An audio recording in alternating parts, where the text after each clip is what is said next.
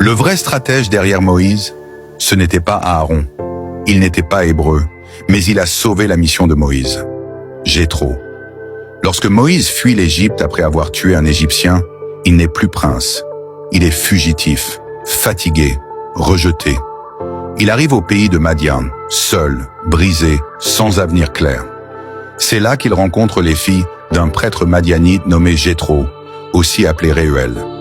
Moïse les défend contre des bergers violents. Ce simple acte de justice change son destin. Jéthro l'accueille chez lui.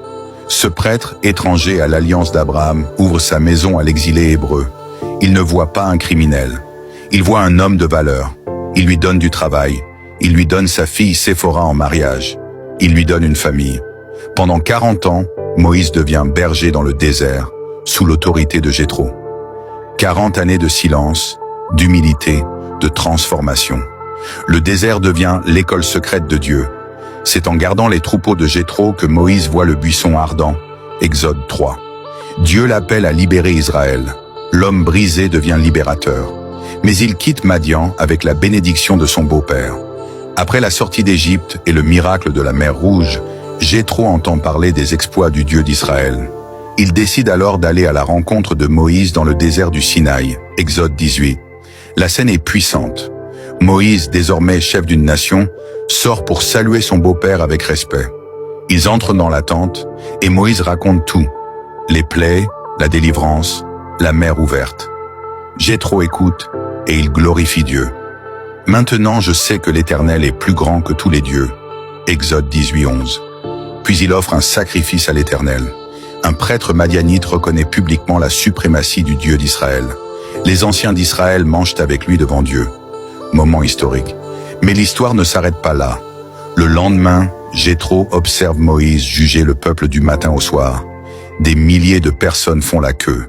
Moïse s'épuise. Il porte seul le poids d'une nation. Et Jéthro parle. Pas comme un accusateur, comme un sage. Ce que tu fais n'est pas bien. Tu t'épuiseras, toi et ce peuple. Il propose une stratégie révolutionnaire. Déléguer. Choisir des hommes capables, craignant Dieu, intègres. Les établir chefs de milliers, de centaines, de cinquantaines et de dizaines. Un système d'organisation, une structure, une vision. Moïse écoute. Le grand prophète accepte le conseil d'un homme étranger. Il applique la stratégie et Israël survit. Sans Jéthro, Moïse se serait effondré. Jéthro apparaît peu dans la Bible. Pourtant, son impact est immense. Il a formé Moïse dans le désert. Il a reconnu la grandeur de Dieu. Il a structuré la première organisation spirituelle d'Israël. Il nous rappelle une vérité puissante. Dieu peut utiliser un homme discret, étranger, silencieux, pour soutenir les plus grands leaders. Parfois, le héros n'est pas celui qui parle devant la mer, mais celui qui donne le conseil qui empêche le leader de couler.